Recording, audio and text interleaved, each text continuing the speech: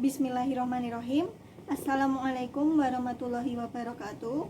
Saya Bella Setianingrum, NIM 183131048, kelas Pendidikan Islam Anak Usia Dini 4B, Institut Agama Islam Negeri Surakarta. Di sini saya akan menyampaikan beberapa metode yang bisa digunakan untuk menstimulus aspek sosial emosional anak usia dini, usia 4-5 tahun, lingkup perkembangan kesadaran diri dengan STPPA. Yang pertama, menunjukkan sikap mandiri dalam memilih kegiatan. Yang kedua, mengendalikan perasaan. Yang ketiga, menunjukkan rasa percaya diri. Yang keempat, memahami peraturan dan disiplin. Yang kelima, memiliki sikap gigih atau tidak mudah menyerah. Dan yang keenam, yaitu bangga terhadap hasil karya sendiri. Kesadaran diri adalah keadaan di mana seseorang dapat menyadari akan kekuatan serta kelemahan yang ada dalam dirinya dengan percaya diri yang kuat serta perasaan optimis yang tertanam di dalam jiwanya. Pada anak usia dini, kesadaran diri akan terlihat pada seorang anak yang dapat menyikapi emosi secara positif, bisa menempatkan emosi sesuai dengan kondisi di sekitarnya. Ada beberapa metode yang bisa digunakan untuk menstimulus aspek sosial emosional anak usia dini, usia 4-5 tahun, lingkup perkembangan kesadaran diri.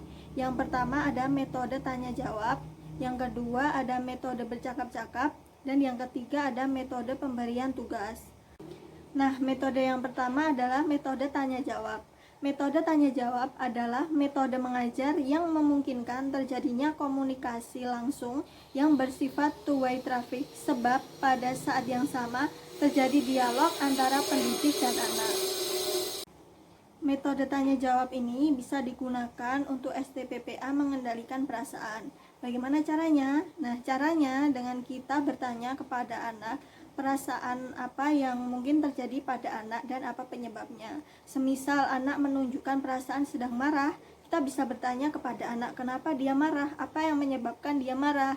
Nah, nanti anak akan menjawab semisal dia marah karena mainannya rusak. Nah, nanti kita bisa mencarikan solusi supaya mainan itu bisa diperbaiki, dan kita memberi pengertian kepada anak bahwa ini mainannya hanya rusak, nanti bisa diperbaiki atau mengganti mainan lain. Nah, jadi anak tidak perlu marah. Dan yang kedua, tanya jawab juga bisa digunakan untuk STPPA menunjukkan rasa percaya diri dengan cara semisal anak sudah selesai menyelesaikan sebuah karya. Nah, kita bisa bertanya, siapa yang sudah selesai? Nah, nanti otomatis anak akan mengajukan jarinya apabila dia sudah selesai. Nah, itu sudah menunjukkan bahwa anak mempunyai rasa percaya diri. Dan yang ketiga, tanya jawab juga bisa digunakan untuk aspek bangga terhadap hasil karya sendiri. Nah, bisa dilakukan dengan kita juga bertanya siapa yang sudah bisa menyelesaikan karya. Nanti anak juga akan mengajukan jari, yang itu berarti anak itu bangga bahwa dia sudah dapat menyelesaikan sebuah karya tersebut. Yang kedua ada metode bercakap-cakap. Nah, metode bercakap-cakap adalah metode berupa kegiatan bercakap-cakap atau bertanya jawab antara guru dengan anak atau antara anak dengan anak. Nah, metode bercakap-cakap ini bisa digunakan untuk STPPA menunjukkan sikap mandiri dalam memilih kegiatan. Nah, bagaimana caranya? Dengan cara kita memberikan pilihan kepada anak dan juga menjelaskan kegiatan-kegiatan main yang akan dilakukan oleh anak. Dan nanti anak bisa memilih sesuai dengan minat dan juga kesukaannya. Nah, metode bercakap-cakap juga bisa digunakan untuk menunjukkan rasa percaya diri pada anak, yaitu dengan cara memberikan motivasi ataupun juga pujian kepada anak. Nah, semisal anak menyelesaikan sebuah karya, nah kita bisa memuji hasil karya anak tersebut, semisal wah bagus sekali, warnanya rapi, seperti itu. Nah, nanti akan membuat anak menjadi percaya diri. Metode bercakap-cakap juga bisa digunakan untuk stimulus STPPA memiliki sikap gigih atau tidak mudah menyerah. Dengan cara kita memotivasi anak agar semangat, tidak mudah menyerah, bahwa nanti kalau yang bisa menyelesaikan pekerjaan atau karya dengan baik, berarti anak yang pintar, anak yang pandai, mempunyai semangat yang tinggi. Kita juga bisa memberikan apresiasi berupa semisal memberikan reward bintang atau memberikan sesuatu yang membuat anak senang dan akan membuat anak tetap semangat dan tidak mudah menyerah dalam menyelesaikan sesuatu pekerjaan.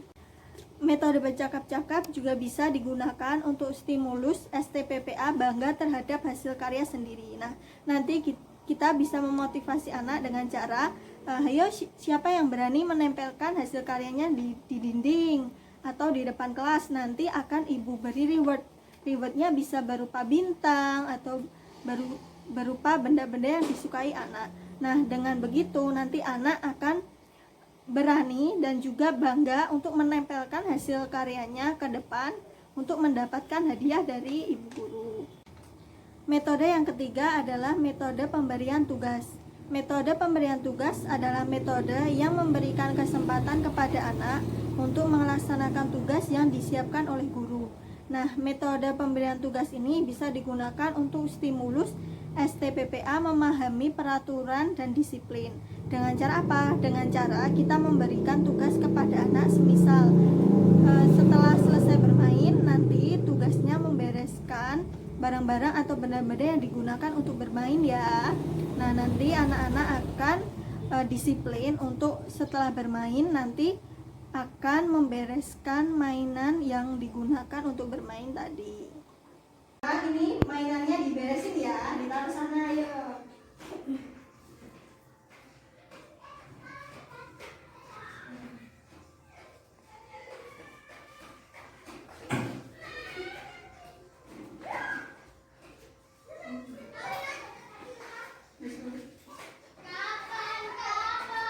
Nah, sekarang siapa yang berani menempelkan gambarnya di depan? Ya, Mbak Miftah maju, ditempelkan.